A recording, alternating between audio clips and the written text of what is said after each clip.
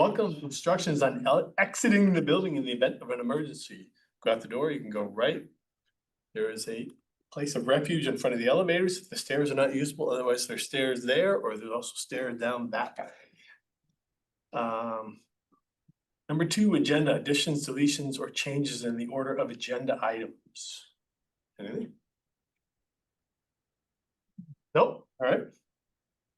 Hearing nothing. Number 3, open to the public for items not related to the agenda. I know we have some members of the public with us online.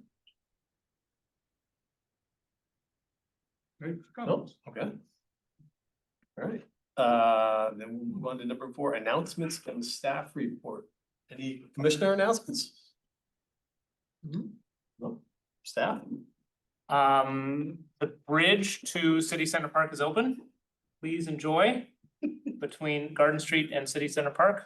Actually both parts of the boardwalk are open and very, pretty cool to see, so. Open Please from enjoy. What's that? From Market Street as well. From Market Street at the Goose Park and from Garden Street over by between the residential building and Trader Joe's.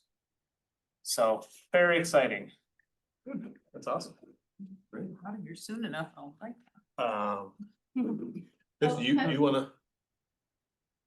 Got an announcement. Huh? An announcement. Well, it's not a huge announcement, but Paul may have mentioned this already. I'm gonna go to the city council on the 15th to talk about our work plan and some other kind of high level stuff. I think we're still refining the agenda.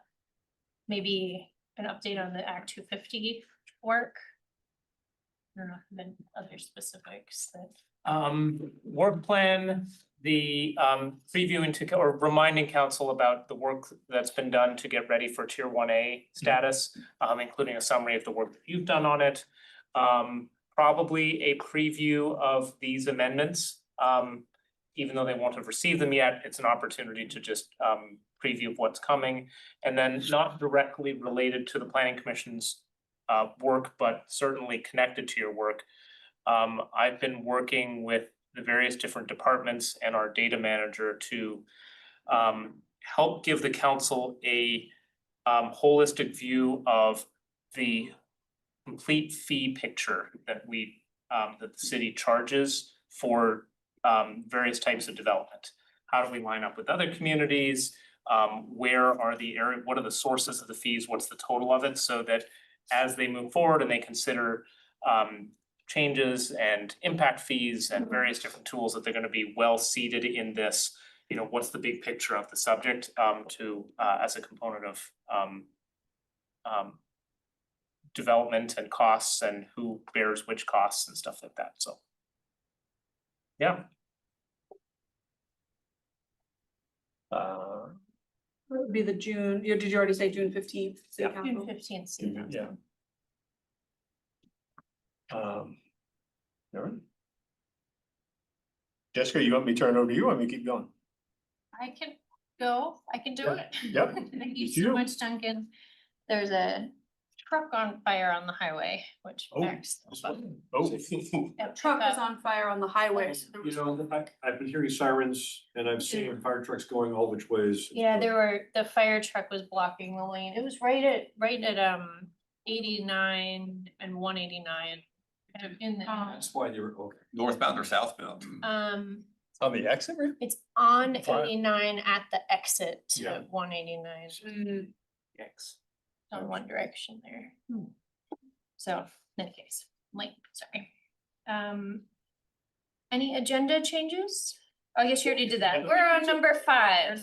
Number 5, LDR amendments. Did you go by comments? I had a comment. Oh, Go ahead, I'm sorry. So, 2 quick things. One is that there is a piece of excavating equipment that's been located up at Hubbard Park.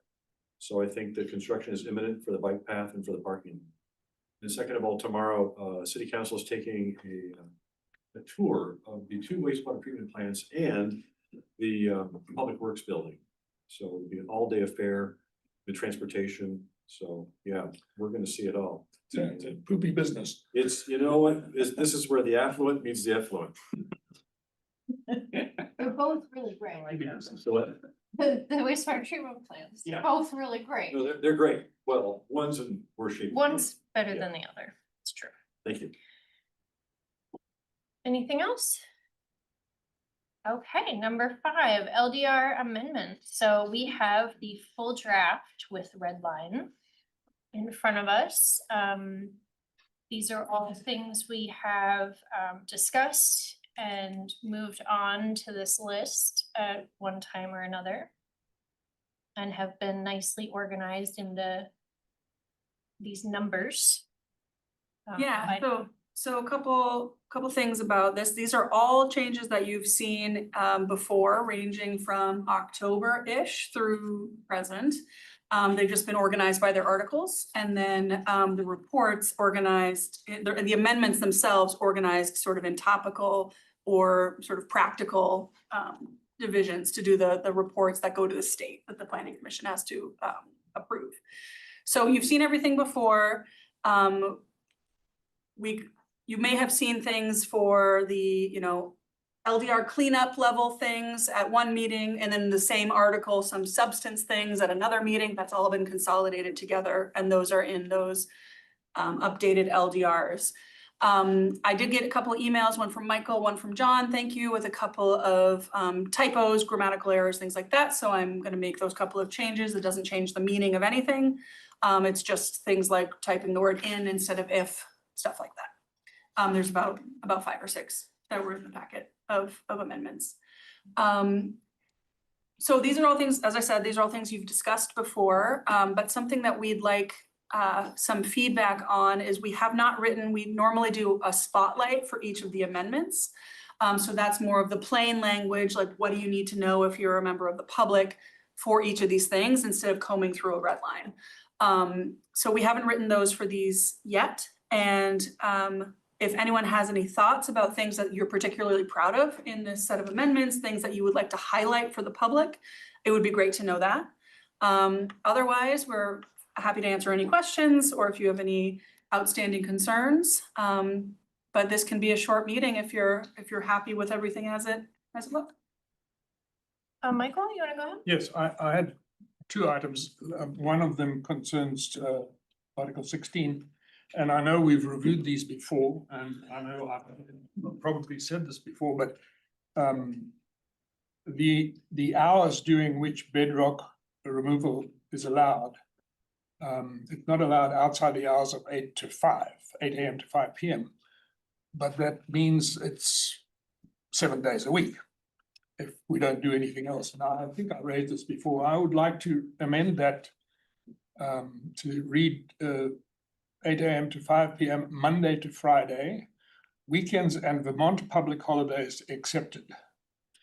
And just delete the next 1606 GB. It's a quality of life issue in my estimation that I don't, I think we've done a good job of accommodating the need of developers to do bedrock removal sometimes, and made some decent rules, except for 1 or 2 concerns that I have that I'm not going to raise now. But I don't think it's fair to expose residents to the noise of beeping and blasting and the rest of it that goes with bedrock removal. So that's why I'm asking again for this amendment. I'll read it again. In no case shall bedrock removal be allowed outside the hours of 8 AM to 5 PM. And I've added Monday to Friday, weekends and Vermont public holidays excepted. So this is in 1605 F. 1605 8A. 8A. Yep, F8A. I do remember you bringing this up, Michael, and I know Yeah. we talked about it. I know we Yeah, talked about it. We different didn't, times. we didn't enact it, and there was, I'm trying to remember why we didn't. I think there was some concern about Saturdays. Just trying to, Yeah. get it done in 4 days if one day is Saturday. Certainly hear what you're saying about holidays and maybe Sundays, but I don't know. Well, it's more, as I said, it's a quality of life issue. I think we've gone out of our way to accommodate the need that developers have from time to time for bedrock removal. but I don't think we've done enough to accommodate the residents who are going to be disturbed by this, you know, when they're with their families over the weekend. Particularly this time of the year, but it doesn't matter any time of the year, out with their families and public holidays like yesterday. Well, let's hear from what other people think. You stated your point. Any other thoughts on the additional time restrictions that Michael's putting forth?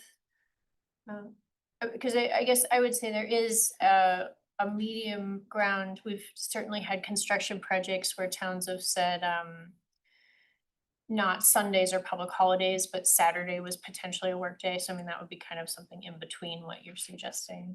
So some. Just as a clarification, this is just setting the outer boundary. That doesn't stop the DRB from setting a condition in a case. This is just saying in no case can the DRB allow it outside those hours. Inside those hours, they have the ability to attach limitations, restrictions, conditions based on all the other factors that are included. But I'm just clarifying, it's not saying it has to be. It's just that's the outer boundaries of the DRB can put conditions. And that is helpful, Kelsey, because I think, you know, depending where we are in the city, you know, if it's right next to a residential development, that might change the DRB's feeling. John, you've got your hand up. You wanna go ahead? John, you went from being a panelist to being an attendee again. Not sure what happened there, but you should be able to. About him so that. I he can did. be seen. He's already promoted. Yeah, I think you can talk now. You should be able to talk, John.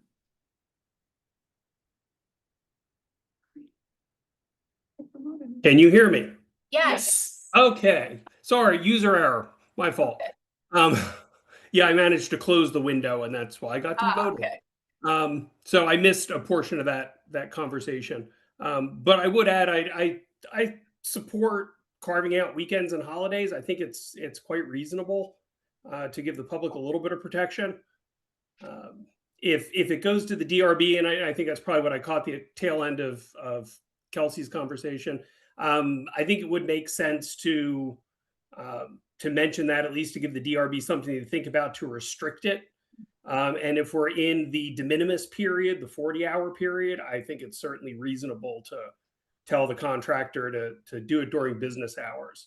I can't think most of them are going to work on holidays anyway, because they're not going to want to pay the double time. But I don't think it's unreasonable to carve out weekends for the residents. It's miserable enough when you have to live through it, let alone on the weekends.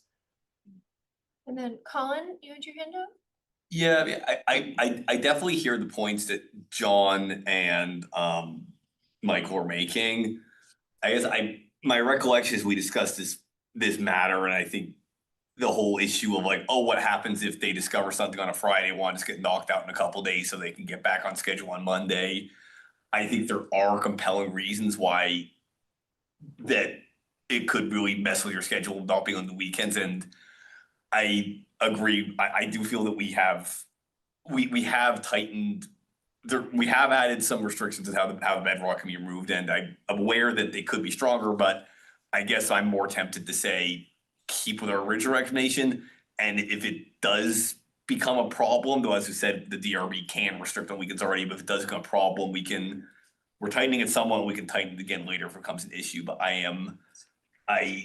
recognize it's definitely a very sensitive topic.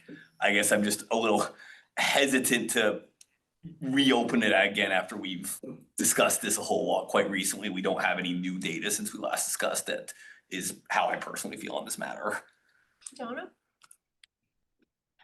I tend to agree with Colin, and I just wondered, since I think probably some of us live close enough to the construction on Dorset Street, which has been going on for a couple of months, with a lot of blasting and stuff.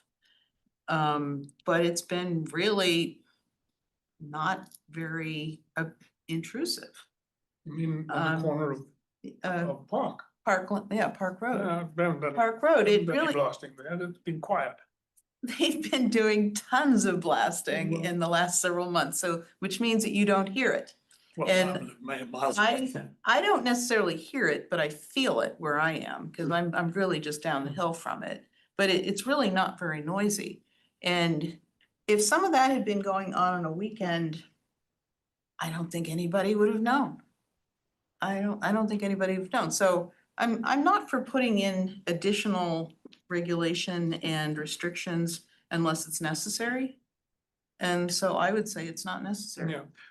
And I like. Michael, you've already spoken twice, Yeah. hold on. Once, right? Anyone else, you've rebutted twice already in addition to speaking. I guess I would come in the middle. I guess I'm okay with saying no Sundays, no holidays, but I will keep Saturday on the docket. Or. I mean, I don't think most of the guys are gonna work on Sundays Yeah, anyway. I don't think there has been much work But I think Saturdays is, up there. yeah.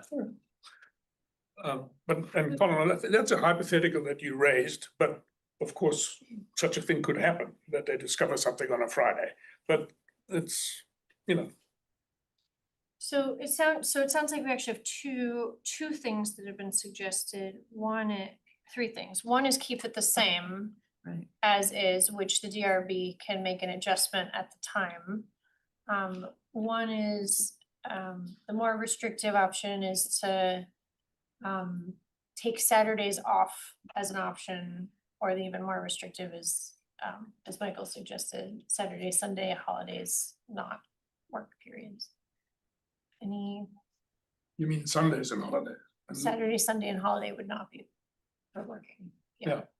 That's my original.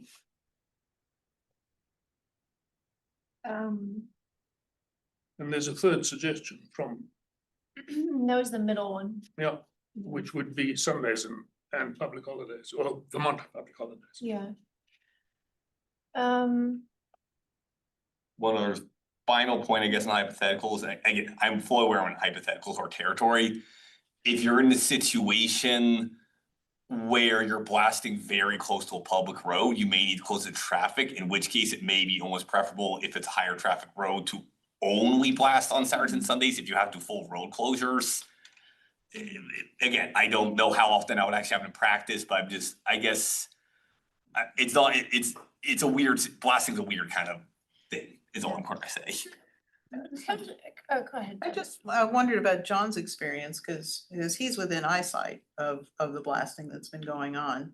I'm just curious as to, what his experience has been this last 2 months, basically. I think it's largely stopped now. But yeah, they've moved a lot of dirt and rock up there. Yeah, absolutely. They were doing it on the south side of Park and then on the north side of Park. So there's been quite a bit of blasting. The blasting really isn't that disruptive, and I haven't heard that many complaints. Please keep in mind that we're talking about chipping and we're talking about blasting, and they really are two vastly different things. Right. So from the blasting standpoint, on a long drive behind me, had they been blasting during that period, which they didn't do to save money, it would have been far, far less disruptive, and we'd probably never be having this conversation.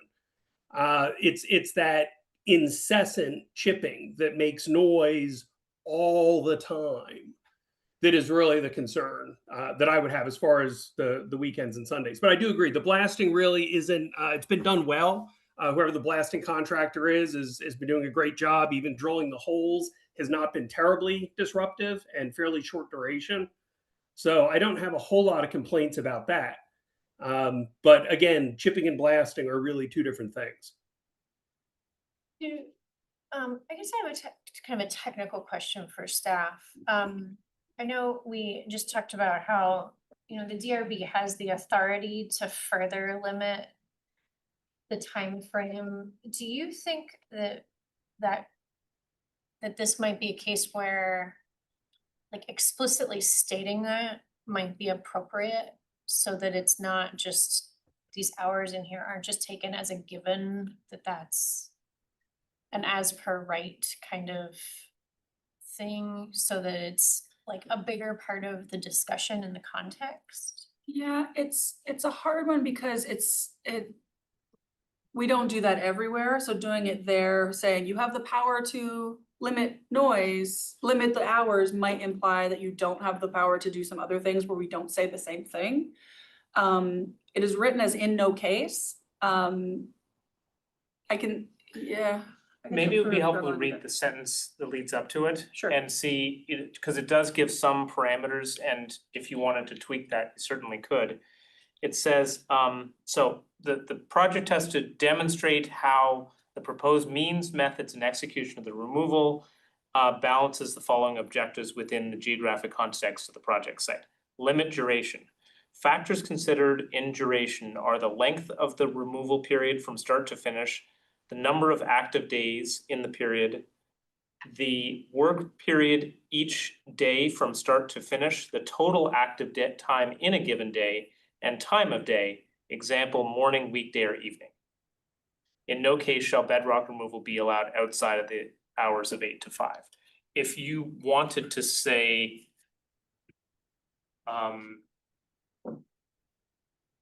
I think it creates more interpretation problems than Yeah. it solves. yeah, No, That would be just my I think reading it in context was actually helpful to me, because we are specifically talking about like within the geographical context and then like having specific time periods. Could it be helpful though? It doesn't mention days of the week in there at all. I mean, it mentions time of day, but not like days of the week. I mean, like for example, I could also situation like say, if someone was blasting away like in a industrial office area, deep, in the industrial zoned area, like, 1,000 feet from the nearest house, it might actually be less disruptive on the weekends when there's no one working there versus the weekdays. So I wonder I just wonder saying, I explicitly like saying surrounding land use and day of week, one or both of those. I mean, I think the limited impact to the built environment on C and the geographic context covers the location, but Okay, fair. but I think adding before the and, that's before the and time of day, if we added day of week, comma, and time of day. I think that does might it. work. And I guess I Yeah. would feel, As part of the factors. That would work. because I think by it is contrast, and I think that makes sense, by contrast, there's an active application in front of the Development Review Board right now for a part of the beta site that is nowhere near anybody. In fact, the weekend is probably the quietest time near there in terms of disruption of people's daily lives. Yeah. So that, in that context, it might be less disruptive to be on a Saturday, for Yeah, example. so Colin, that was a good point. Yeah. I think by specifically adding those word, what did you say, comma, day of week, a day of week? Yeah, just to mirror the and time of day, Okay. day of week, comma. time of day. So I know we had a bunch of things we talked about. Sounds like we may or may not have done. Okay, so should we do a straw poll now, or do we need a? No, I think a one motion. more comment, because Kelsey described the 8 to 5 as being the outer limit. Yeah. And if we expand that to include Sundays and Vermont public holidays, expand that outer limit, that would satisfy me for sure. And it's not, I think we're not balancing the interests of residents and It's the not people who do convincing the me, work. Michael, it's convincing. I'm talking to everybody. You can all hear me. But what they just said was not all projects affect residential areas, so Fine. making it just saying the day of the week, when you say or holidays, maybe, I don't know. Or if it's right next to a school, maybe you wanna say you're only allowed to work on the weekend. Right, you cause know? it just depends on, cause we were told last time that, we can't make specific regulations about a specific property, or we can't specify uses for a specific property. So like, I think doing what, just saying that according to just adding days of week or the day of the week keeps it generic. And it gets to your point, and then so when it's a specific project that comes before the DRB, they can take that under consideration, that Mhm. certain days of the week might be Well- appropriate for some projects and not for others. When we were talking about this whole thing, we did have, well, some of us had, if it's within 750 feet of a residence, it can't be closer than that. So that would cover the need of doing something where there are no residences. The beta site you gave as an example. Yes, we did talk about that. And didn't put it in. So just to wrap up this item, so straw poll here, who would be in favor of adding after the total active time in a given day, add comma, day of week. And then after that, it would say and time of day. So we'd be adding day of week. Okay, anyone opposed? Okay, so straw poll goes with that adjustment, which I think is a good one. Okay, any other items? Anyone has? On 16. Oh, the previous question, are we still on that? Because Kelsey had asked about, which particular ones of these might become public, information the public would be interested in. Yeah, we can go back to that. We kind of just dove right in. Yeah, and definitely, I think that the eliminating the zoning permit for interior renovations and facade, you definitely have to write that up. It's like, people will want to know that. And also the whole certificate of occupancy requirement. Well, the spotlights would do that. The spotlight, it would be really good to kind of just for people to understand that South Burlington is like one of the only places that did not have this, and the benefits of having that. So I would think spotlighting that would be a very good thing. And Donna, thank you for bringing us back to that. I agree with those two. So it sounds like 2606 makes sense to have a spotlight. I think we're gonna do one for each yeah. of them, but I might, we'll do them for each of them, but that is really helpful to sort How we of frame it. how we frame it, and we can say these are some technical cleanups, or we could say, as Donna was suggesting, so it's helpful to hear what the plain language of how you wanna communicate it. I think the conversion of other types of buildings to residential is a really interesting and important one too. But for the In non-conforming. the Not non-conforming. non-conforming, yeah, under the non-conforming use. Yeah, there's been so much interested in affordable housing. Right, and so I wonder, I mean, that's a really good example of how we can use these spotlights. We can explain, but we can also do a little Highlight. bit Right, more about saying, examples. highlighting, like, why are we doing this? And so, to flag that there are some properties which could be, it may not be publicly that well known that taking an older building and repurposing it is a lot less expensive. And here's a way that the commission is actively thinking about how to meet our housing needs from a lot of different Not directions, according to so. the school board. Never mind.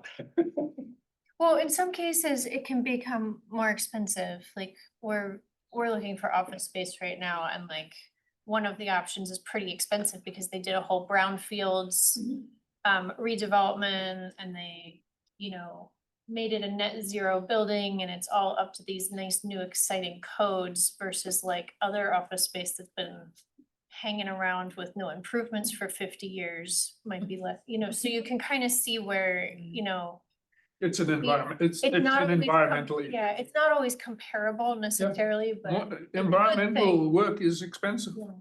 and important, Oh. so. Can I ask one question that did come up in my mind about the 15 years that a Mhm. building can only be changed from a non-conforming use to something else? I don't know exactly what it was because I'm not reading it, but there was 15 years and I'm Yeah. thinking, why 15 years?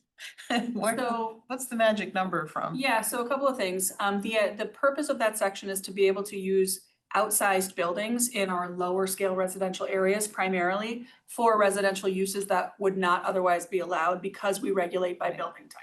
Right. So in like, not in the plan, but in 20 years, one of the schools gets rebuilt or something, and there's an empty school or an empty church or something of that scale in a residential area, and we only allow up to a fourplex in that area. All it is doing is making it allowable that you can put as many units as fit because there's an existing building. The idea for the 15 years, I lifted from the city of Los Angeles as a reasonable number, and their background to it is 15 years is a pretty good number for a building to, well, first of all, for someone not to build a building and be like, oh, now I'm gonna adaptive reuse it in 5 years. But also that 15 years is about when people think of a building as being kind of part of the fabric of the area. So something, you could pick 10, you could pick 15, you could pick 20, but the idea that when, I know we're not Los Angeles, but their rationale was about 15 years is when a building is just like, yeah, that's just the building. It doesn't feel new. The other reason for 15 years when you shared it that I was coming from is that is the same timeline under Vermont law about the enforcement duration for nonconformity. So if we discover a violation as a city, we have 15 years from the date of that violation existing to take enforcement. Otherwise, it is considered nonconformity and is allowed to be there forever. So that the timeline of that lines up. You know, if we consider 12 or 17 years, we should ideally line up to something else that is a related subject. Okay. So that was my, after you Yeah. proposed it, that was my like, yep, that makes a lot of That's sense lined to up line well. up to that. Not just plucked out of the air. Plucked out of Los Angeles. I didn't have any problems with any of the other LDRs, apart from my difficulty with bedrock removal. But I had one in the definitions that I had a question, which was the core habitat block mentions contiguous forested area. What about, Is this a definition that we changed? no, I'm asking why don't we just say habitat blocks rather than forested habitat blocks? What about the areas that are not forested? It might be out of context, but areas, the habitat blocks have unforested areas inside and around the periphery, which should be covered by this definition. So this is the definition that you're referring to, Michael, is Article 2, page 9.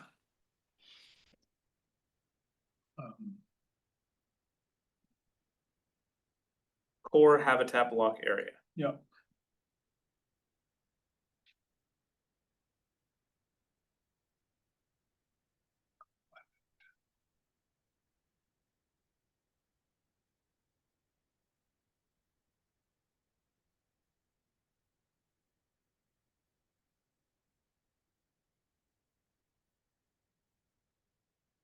I mean, yeah, I mean, Is there a habitat block that doesn't have a forest at the core 328 feet from the edge? it's an interesting question because forests are involving areas. At the time of mapping, I don't know whether it's evolved in some way, I don't know. I just looking at this, I imagine that we pulled this from the report initially. It from a definitional perspective, it would probably be more black and white if it didn't have the word forested, because it is contiguous area in the center of a habitat block measured 328 feet from its boundary. That's a measurable thing. It does add a adjective that is a debatable subject. And I mean, just thinking through that, like if it was a vernal pool in the middle of Right. that area, Just we still want to protect it. So, you know, there's no reason to have somebody debate the word forested in there. If the whole point is just to say we have a habitat block, we're talking about the. Yeah. Functionally, the definition to my recollection is only used once in the regulations, and that is if you're doing a habitat block exchange, which you're allowed to do, you're not allowed to exchange a core habitat. I think that's the only place where it's used, but I don't have a problem with removing the word forested from there. I think that makes it more clear. But I don't get a vote, so you have to Okay with convince that. at least 3 others. Do you, okay, so a straw poll on the core habitat block area, removing the word forested. And all in favor? Can I ask a quick question though? Yeah. Do we have a lot of habitat blocks that are not forest? Both of them The divorced. I think They are parts. I think to Michael's point is that like, I think they're mainly forested, but there might be a wet meadow or a scrub shrub area or an area that actually is a water feature. And you wouldn't call a water feature forest. Yeah. Is So there an there's, example? it's, so if it's in there, we don't want somebody to point to a wetland that's not forested and say, oh, that doesn't count because it's Mhm. not forested. In the middle of the Edland, there's a sand area with part of the old Champlain Sea. That's not forested. Or the sand dunes. Yeah. Yeah, I mean, so I'm in And support. around the edges of that. So I think everybody else put their thumb up. Duncan, do you have? No, I mean, that's. Okay, yeah, so straw poll will remove forested Mhm. for the Warren version. No further questions, Your Honor. So we had a little bit of a discussion about the spotlights. Is there anything else that you had questions about, like how to frame, or does anyone else have any thoughts on like how we want to put something forward? I did have something more on technical content. Okay, we can go back to technical content if you want. I know we kind of jumped around a little bit. So, Go ahead, Colin. Regarding this was the townhouses where we've changed the like the maximum lot size for townhouses in the table C of the appendix C tables thing. And so in the residential uses portion of the table, townhouses, there's now the language referring to, it previously said it was 3 to 4 units, now that's been struck. And I guess basically a question for staff is, what was the function of striking the 3 to 4 units part of that language? Because the reason I ask is because when I'm looking at the dimensional standards table. Sorry, are you in appendix C? Appendix C, yeah. Yeah. Appendix C. So it feels that the current, the way it's now been amended feels like in most districts, it almost kind of replaces the divided duplex. For example, wait for it to look like you say, oh, this is a 2-unit townhouse. And so you basically, it looks like you could call what we previously would call a divided duplex would also be considered a 2-unit townhouse, which would mean that it could go down to 1,500 feet per unit and jump up to 38 feet. So it seems like the divided duplex classification is only relevant now in the National Resource Protection District in Queen City Park, where townhouses aren't allowed. And I'm not against this reading like this, oh, you could have really skinny, tiny townhouses, only 2 units in them. But I guess I am a little confused. I guess I want to clarify, is that intentional? And I guess I'm also making sure that we're not confusing the DRB with someone saying, oh, this is a 2-unit townhouse. It's not divided duplex down home. May want to clarify that, or I don't Yeah, know. I am happy to put min 3 units back into that definition, but the only reason that I wouldn't. Duplex has different state law protections than multifamily, so like interesting. a duplex has to be allowed in the same place as a single family home, things like that. So duplexes have more, you can do more duplexes than in more places than you can townhouses under state law. I see. So instead of collapsing those two, I was keeping them separate as That duplex makes sense, and yeah. more than, and basically 3 and up, but I can put back in, instead of just deleting 3 to 4, put back in minimum 3. And then that footnote 14 is the maximum of 4 units in the LSN.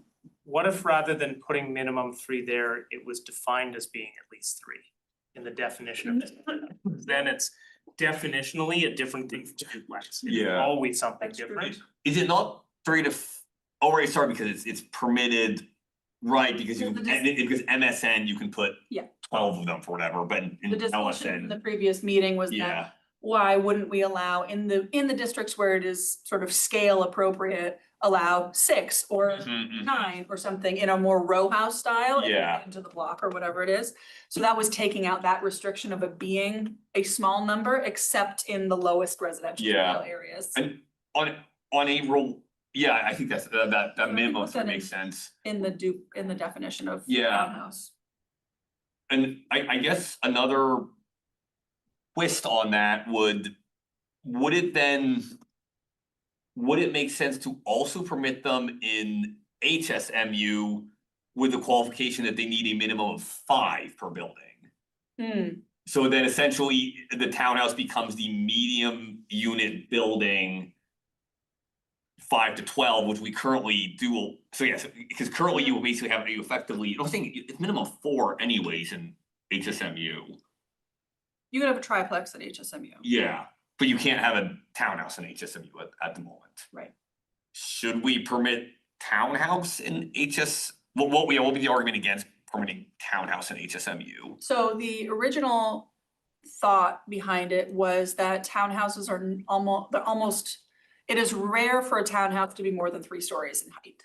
Mhm. I think the same is true for a small multi-unit of 3 to 4 units. Yeah. It's rare for that to be anything more than 3 stories in height. Agree. But larger than that, we're looking at the scale for like a land use perspective of allowing more height in those, in the highest Agreed. scale area. So I would, from a policy perspective, We currently allow 3 to 4. I was gonna say, Yeah. from a policy perspective, my gut, and this might be completely unpopular, it would be to remove 3 to 4 units from the HSMU, the small multi-unit. Because the sort of 2 to 3 floor multi is not the scale we're looking at we want to see in those areas. Mhm. But you could go either way. You could either allow townhouses that are usually 2, but occasionally 3 stories, or which makes it match the small multi-unit, or you could remove small multi-unit from HSMU and have it be 5 units and higher. So here would be my argument for why to keep it in the circumstance that it is right now. Okay. Which is that a townhouse style with adding a bunch can be linearly pretty big. Whereas a 3 to 4 plex can be a fairly compact piece. Having seen some projects like the master plan for Oh, in a mix.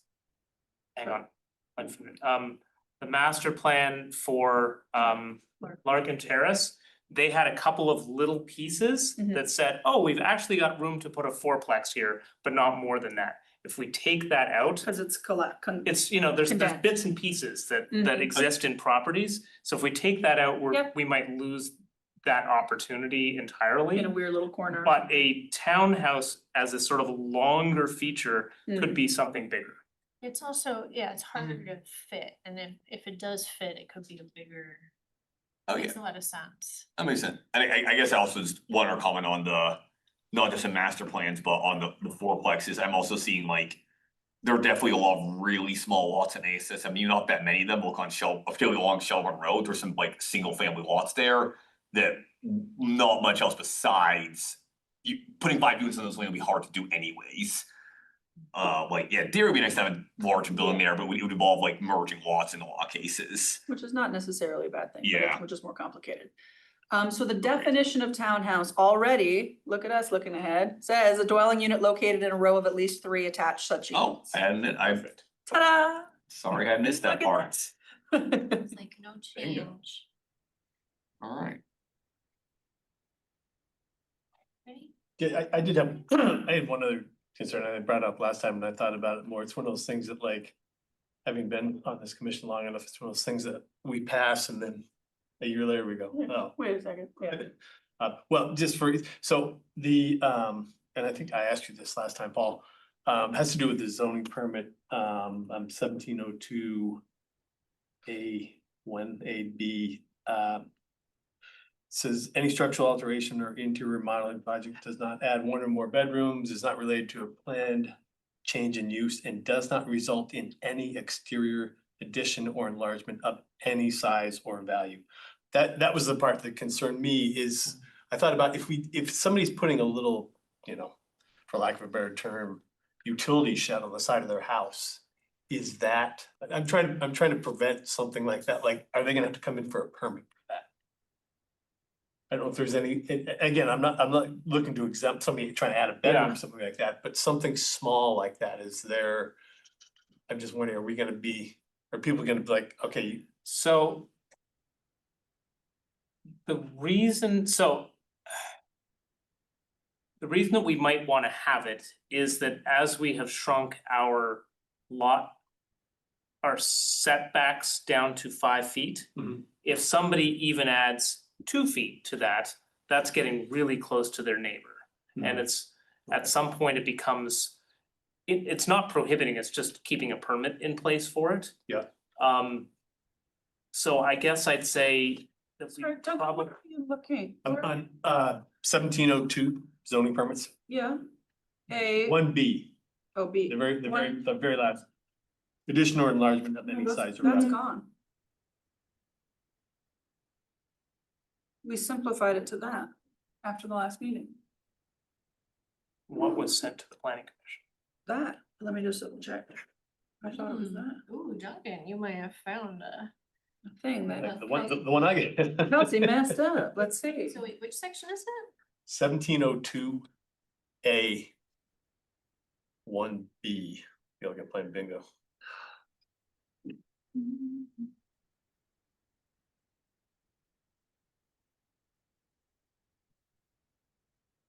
Oh, yeah, the thing Duncan said looks like it's in here. We have a 1B. Okay. That is not what we had updated it to. Fantastic. 8 PDFs. Do you have So a what way is- to share the thing that you're looking at, Kelsey? Paul, can you, I'm not on this. Yes, but which version, In the PDFs, which one is correct, though? that one. Okay, I only just updated it with the blasting thing. Oh. That's why it has a new date. Yeah. It used to have one sub A and B, and then we changed it to that. To only okay, rely has on, anything else changed in that chapter? no.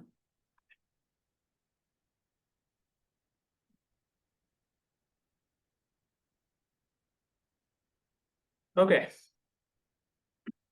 Can you read what it said in the packet so that we can do a side by side? Can somebody read what it says In the packet, it said 1702A1. No land development may be commenced within the area affected by these regulations without a zoning permit issued by the administrative officer, except for A, the in-kind replacement of exterior materials, including roofing, siding, windows, doors, and decking with the same dimensions, or B, any structural alteration or interior remodeling project that does not add one or more bedrooms, is not related to a planned change in use, and does not result in an exterior addition or enlargement of any size and value. So I apologize, I don't know how I did this, but I sent the wrong version. Paul and I had some further discussions after the last planning commission meeting. We simplified this to just be that a zoning permit is required for interior remodeling that adds one or more bedrooms. And so the in-kind replacement of exterior materials is changed because this is when we looked at the structural alteration definition in definitions. So it now says, it talks about the inverse now. Yeah, It says what you can't. So anything that isn't adding a bedroom inside is permitted. yes, You don't need a permit for it. yes. Well, But anything, Interior and remodeling. it doesn't mention anything about exterior at all. So, Well, so, okay, this is how we broke this down, sorry. The term, it says no land development may be commenced. Land development is a defined term that covers all the structural and the exterior stuff already. And it sort of covers the things that are like fundamentally important. And then it says here, so land development can't commence without a permit. Mhm. And then it also says here that if you're adding a bedroom, you also need a permit. No, So, sorry. Land development includes, it says this construction, reconstruction, conversion, structural alteration, relocation, or enlargement of any building or other structure, or of any mining, excavation, or landfill, and any change in the use of any building or other structure or land, or extension of use of land. So the things that were in A and B Mhm. were already covered, they were exempted from a thing, but they were already covered in the definition of land development. And that included the structural alteration, which would be like changing a window to a sliding door, or changing a small window to a bay window. Those were all structural alterations. Cause it's an exterior door, exterior wall. And then, any enlargement of any building or other structure, or any change of use of any building. So those were included and made it more complicated, but when these are in the definition of land development above, they're required to have a zoning permit. So why were we talking about replacing a roof in the first place, like in this other definite? Like, Because so wait, hang on. so like So right because the old definition of land development also said any improvement of more than $5,000. Yeah. And that is being struck. Okay, right, It had okay, I included- forgot that was separately. So- Yeah, it included the sentence, land development shall not include any structural alteration or interior remodeling project that does not exceed $5,000 in construction cost. So it sort of put it in and then took it out again for the lowest cost things. So by striking that, then we include it, and then we are saying the only reason that you would trigger this is interior remodeling that adds a bedroom. Okay, I see. Does that answer your question, Duncan? Sort of. It was kind of, honestly, it was kind of messy. So Yeah. we Yeah. discovered that there are 3 related definitions that were sort of nested. There's land development, Mhm. there's structural alteration, which is a subset of that. There's alteration, which is a subset of that. And then there was this zoning permit, and that's way too convoluted. So what we did basically was we went back to the original definition, and here just pointed to that one, rather than trying to recreate in here some of those things. So bottom line, zoning permits needed for things that are enlarging or changing the use of the building. That change the structural components of the building. Or add a bedroom. But if you're doing cosmetic changes within your building, or you're doing just general renovations, then no permit would be needed.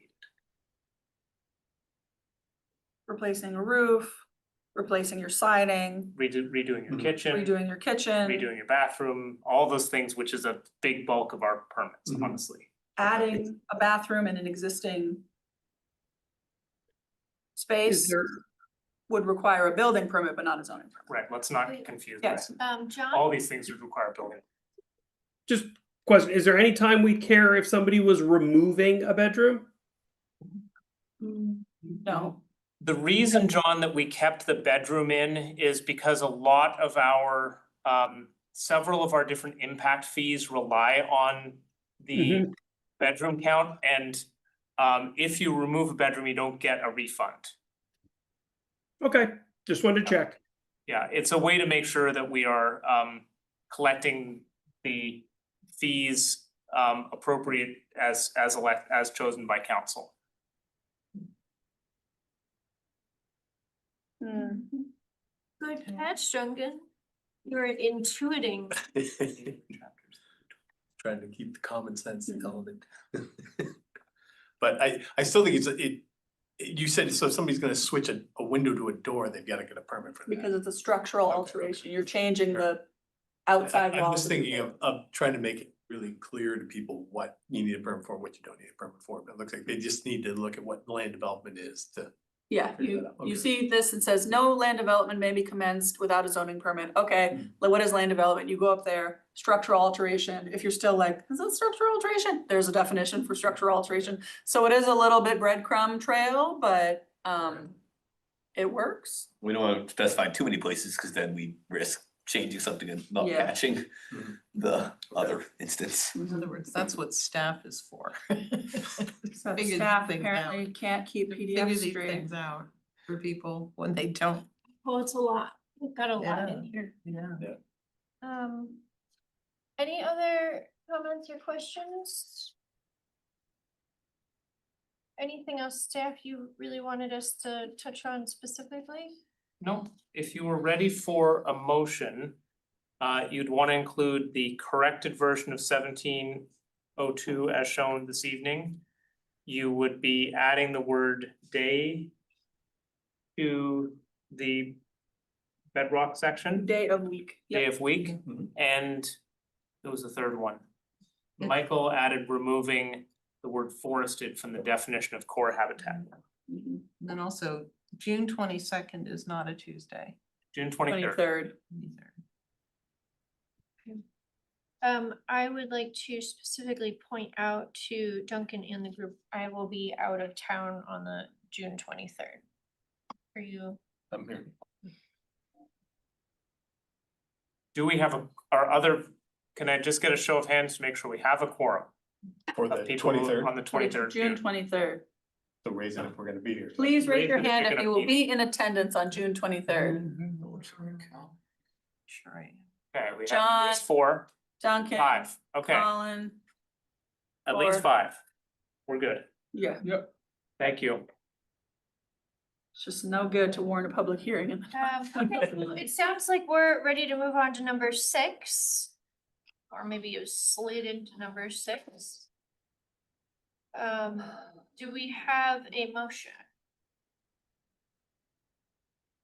I think we just need to read that, but then do we need to add all of the changes we just mentioned? So can we just say the changes as mentioned? I would be fine with that, Okay. because they're so, fairly. I just enumerated them, so go Yeah. ahead. I move to warn a public hearing on amendments to the land development regulations. LDR 2601 through LDR 2608. With the changes as previously mentioned, as presented. For Tuesday, June 23rd, 7 PM at City Hall, and to approve the accompanying planning commission reports for each. I'll second.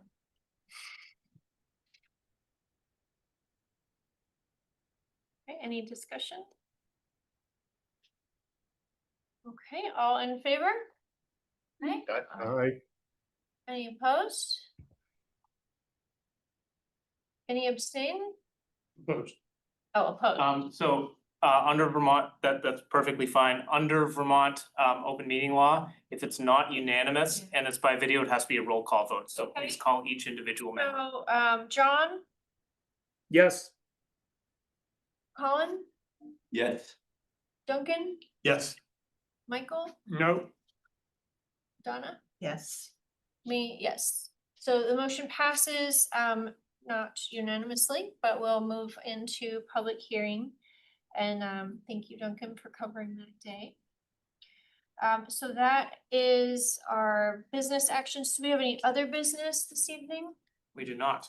There was some discussion by email about our next meeting. Is that a thing you wanna?